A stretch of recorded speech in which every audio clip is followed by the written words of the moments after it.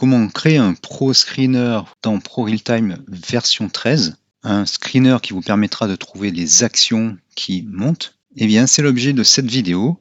Alors, démarrons tout de suite. Vous avez ouvert votre client lourd Pro Realtime, la station complète, et vous allez dans Liste et Scan. Vous cliquez sur Pro Screener. Ça affiche cette fenêtre. Ensuite, vous allez ici, vous cliquez sur la petite flèche, ça affiche les screeners que vous avez déjà, vous pouvez en rechercher, et vous avez surtout ce bouton Nouveau Pro Screener. On clique dessus, on va mettre un nom pour le screener, et on va sélectionner Création par programmation, et on va appuyer sur Confirmer. Et on obtient cette fenêtre, avec sur la gauche les Pro Screeners. Le code est vide, bien sûr, et l'instruction minimale pour afficher un screener, c'est screener avec un paramètre.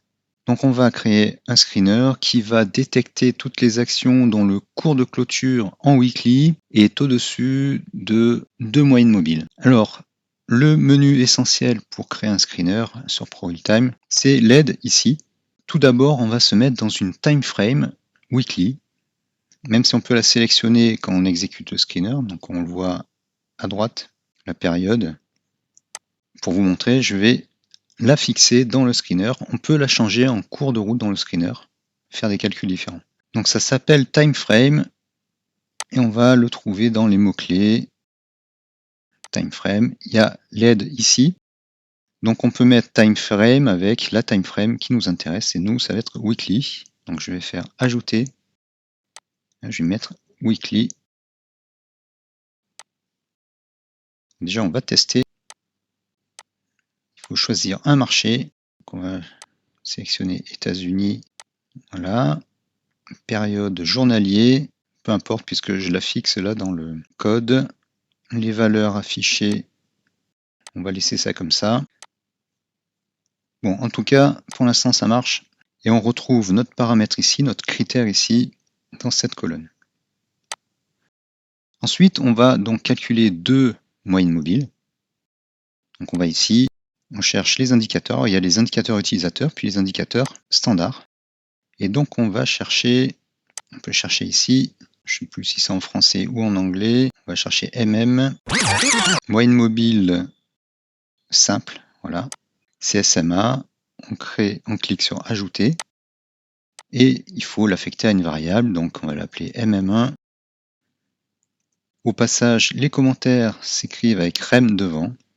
Donc si je mets ça par exemple, faisons les choses proprement. Donc je mets un commentaire première moyenne mobile. On va mettre 100 comme longueur de moyenne mobile. Ensuite, on va faire la deuxième.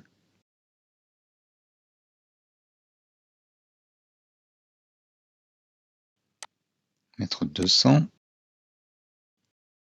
Et la première condition, ça va être que, on peut mettre en minuscule, le cours de clôture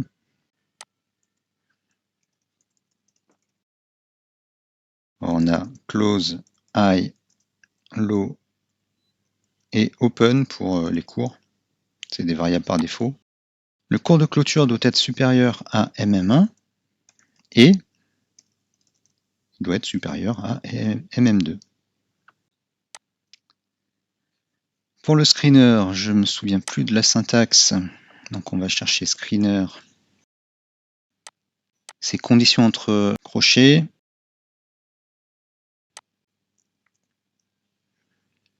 Donc C1.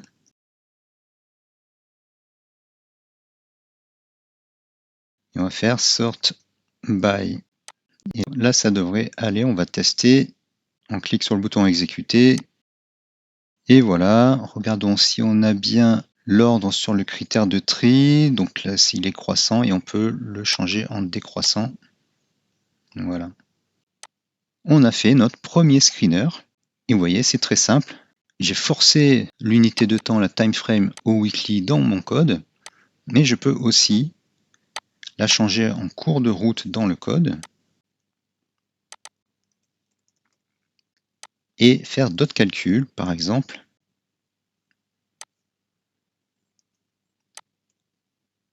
On va prendre une troisième moyenne mobile. On va prendre 20 et faire une deuxième condition. Alors pour être plus précis, en fait, le cours courant, c'est entre crochets 0.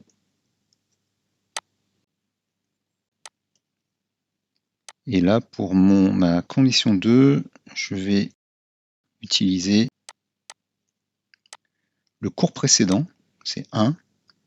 On va voir si ça va marcher.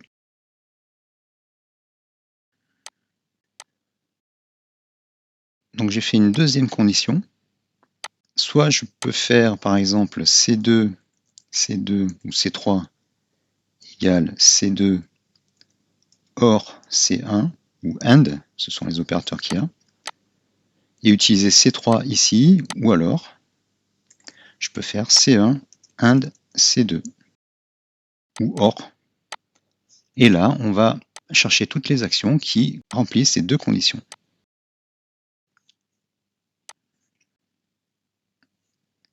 Voilà, il y a 100 positions résultats qui sont affichés maximum. On va essayer de durcir. Donc on va faire C3 égale, on va par exemple ajouter un indicateur comme ADX.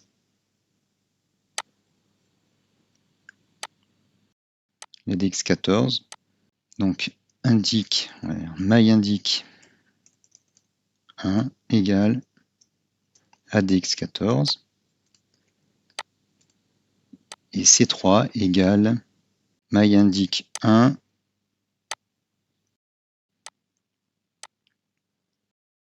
0 supérieur à myIndic précédent, c'est-à-dire 1. Moi, c'est une petite, il faut savoir. Le plus récent, la valeur la plus récente, c'est 0. Et là, celle de juste avant, c'est 1. On peut mettre 2, c'est celle d'avant. On va laisser ça comme ça. Et je rajoute ma condition ici. Normalement, ça devrait nous ramener moins d'actions. Voilà, il n'y en a plus que 107, alors qu'avant, il y en avait plus de 400. Et vous pouvez faire plein de choses comme ça. Je vous invite à regarder dans l'aide les opérateurs accessibles. Donc moi, j'ai utilisé des supérieurs inférieurs, mais on peut faire crossover, cross-under, même du modulo.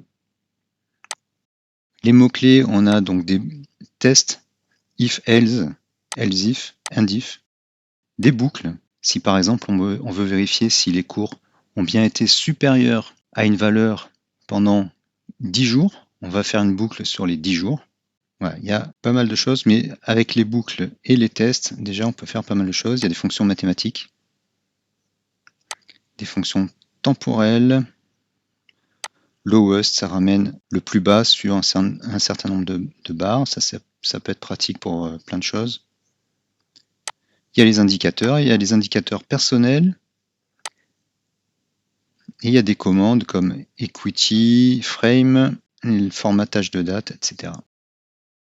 Alors maintenant, on va essayer d'ajouter une boucle for. J'ai copié du code parce que je ne me souviens plus trop comment on fait. Je ne l'ai pas fait souvent. Donc on met d'abord un compteur. Si par exemple on veut vérifier le nombre de fois où une condition, donc là c'est x, je vais la renommer, on va la nommer C4 pour que ce soit plus clair. On va vérifier sur 4 bougies en partant de la bougie précédente. Donc si on voulait partir de la bougie d'aujourd'hui, on mettrait 0 ici et 3 ici. Là on va partir de 1 jusqu'à 4. Donc ça veut dire on va exécuter ce code jusqu'à next. Next c'est itération suivante. Donc on revient ici. On va l'exécuter une fois pour 1, ensuite pour 2, ensuite pour 3, ensuite pour 4. Ensuite, chaque fois, on va calculer C4 qui est égal à cette condition. Donc il faut que le low soit inférieur. Donc ça, c'est low de 0. Il vaut mieux mettre le 0 pour au moins que ce soit clair. Donc le low actuel est inférieur au low précédent et le high actuel est supérieur au high précédent. Si on a C4, alors on ajoute 1 au compteur qui est égal à 0 au départ. Donc si la condition est remplie, on a compteur égale 1. Ensuite, on revient ici avec i égale 2 et on recommence. Et si C4 est vrai, on incrémente le compteur. Ensuite, on peut faire une cinquième condition qui est égale à count supérieur, par exemple, à 2. Et je rajoute ma condition ici. Alors, petit inconvénient avec ProReadTime. Voilà. Si on n'utilise pas une variable, par exemple là, je n'ai pas utilisé C5, eh bien, il y a une erreur. Bon, c'est un peu gênant. Mais voilà, si on ne veut pas l'utiliser, on la met en commentaire. Et normalement, il va nous faire la même erreur avec count. Eh bien non, il m'a fait mentir quand on l'utilise dans ce code-là. Bon. Mais moi, je veux l'utiliser. Et je vais faire AND C5. Et voilà, donc là, je ne sais pas si on va avoir des résultats. On n'en a plus beaucoup, on n'en a plus que 3. Donc ça a bien marché. Si par exemple, vous avez une condition mais que vous ne voulez plus l'utiliser, par exemple, vous ne voulez plus utiliser C5 mais vous ne voulez pas l'enlever du code, si vous la mettez en commentaire, on a vu tout à l'heure que ça marchait, mais imaginons que même si vous la mettez en commentaire, il y avait toujours une erreur. Ce que vous pouvez faire, c'est ajouter un OR 1 égale, alors je ne sais plus s'il faut 2 égale 1 égale 1. Ça veut dire que cette condition sera toujours vérifiée et donc ça ne gênera pas ça. Ça ne gênera pas les autres critères. Ce critère-là, cette condition sera toujours vérifiée et vos résultats seront retournés que si les autres sont vérifiés. Ça marche quand il y a des et. S'il y a des ou, là c'est autre chose, il faut voir la logique. Et voilà, ça c'est une petite astuce. Alors je vais vérifier si c'est bien le un seul égal. Oui, c'est bien un seul égal. Donc là, la condition 5 ne fonctionne plus, enfin elle n'est plus utilisée. Là, on a 107 lignes qui sont retournées. Si j'enlève ça, ou je peux juste mettre 2 ici, la condition 5 va être à nouveau utilisée et utilisable. Je n'ai plus que 3 résultats. Voilà, donc vous n'êtes pas obligé de mettre timeframe weekly ou timeframe daily. Ce que j'ai peut-être oublié de vous dire, c'est que sur cette partie du code, on aura le close weekly. Et à partir de ce moment-là, quand on a mis timeframe daily, le close, c'est le close daily. Je vous conseille de tracer les indicateurs sur votre graphique pour vérifier. Mais par défaut, si vous ne mettez aucune instruction timeframe, la période utilisée sera celle qui sera configurée dans le screener et lorsque vous exécutez le screener.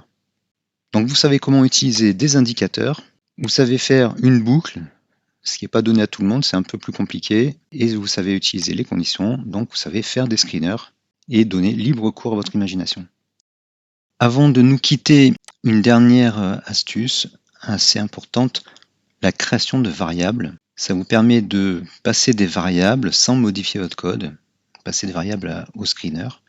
Par exemple, dans la boucle, on peut aller jusqu'à une autre valeur que 4. Donc on va définir une variable en cliquant ici. On va l'appeler maxCandle.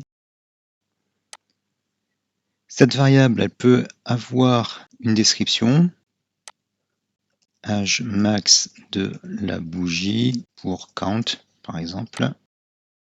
Elle peut être de type entier, décimal, booléen ou un type de moyenne mobile. Et pour nous, ça va être un entier et la valeur par défaut, ça va être 4. Je l'ai appelé maxCandle, donc à la place de 4, on va mettre maxCandle. On va voir si ça marche toujours. Ça marche toujours. Donc quand vous utilisez votre screener sans que cette fenêtre soit ouverte, vous pouvez la retrouver, cette fenêtre, et notamment la configuration, via ce bouton-là.